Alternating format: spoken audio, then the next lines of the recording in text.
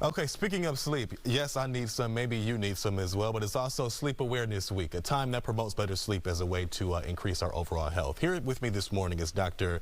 Preeti Devnani with the Sleep Disorders Center at the Cleveland Clinic to talk about this sleep. First of all, good morning to you, doctor. Thanks for being here. Hey, good morning. Thanks for having me. And thanks for shedding light on this really important topic. It is very important. We all need our sleep. It impacts us in so many ways, including our mental health as well, right?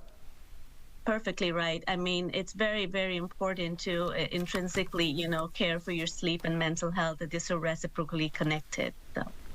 So what are the signs, the telltale signs that you aren't having enough sleep and it's really starting to impact your brain, your mental health?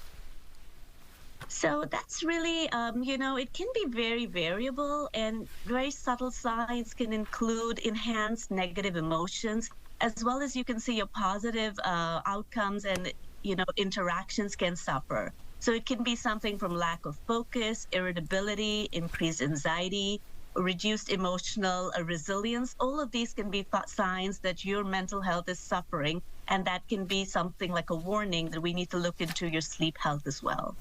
Anything specific that you can do, say you're struggling with sleep, your mental health is impacted by this, what are some steps you should take to correct this? I think as an individual, recognizing that this is a pivotal pillar of your health and emotional well-being is the first step. And then taking a good close look at your 24-hour rhythm, like this is your sleep-wake routine, not only focusing at the night, but also the things you're doing during the day that's impacting it. Simple things like your caffeine consumption, napping unintentionally, or electronic exposure. All of these are factors that are going to feed into your routine. So look at your sleep-wake routine, introspectively, and kind of start mapping that out.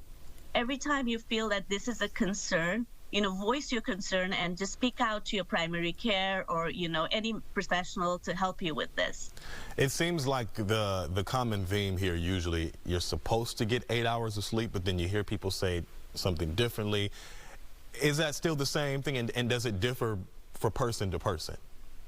Yeah, right. There's a lot of individual variation. So the ballpark is really, across your lifespan. Your age requirement determines your sleep requirement per se. As you newborns and children, we advocate 14 to 17 hours.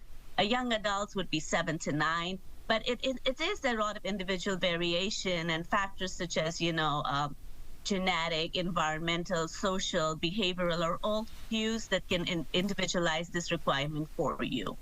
All right, Dr. Preeti Devnani with the Cleveland Clinic, thank you so much for this. We are working together trying to wake up and get some sleep. We appreciate you so much. Okay.